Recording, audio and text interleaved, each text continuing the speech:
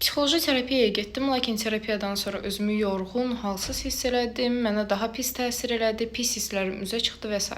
Bunun səbəbini təxmin eləyə bilərsiniz yəqin ki, nə dərəcədə bastırdığınız bir problemdirsə, nə dərəcədə üzləşməyə cəsarət eləyə bilmədiyiniz və qaçdığınız problem isə o dərəcədə ağrılı olur terapiya. Niyə?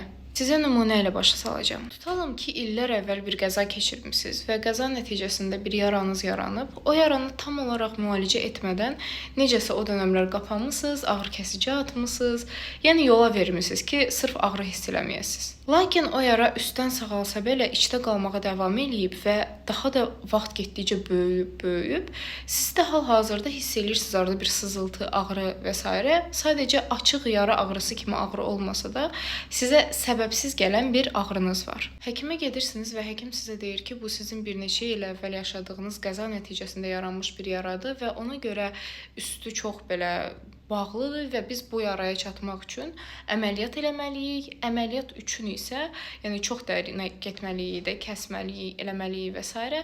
Sağalma prosesi sizdə ağrılı olacaq əməliyyatdan sonra. Lakin əməliyyat olmasaz, o ağrılı prosesdən keçməyəcəksiniz. O tikiş olsun, tikişi açmaq olsun və s. Amma bu əməliyyata girməsəz bu yara sizi tezliklə öldürəcək. Əməliyyata girərdiniz.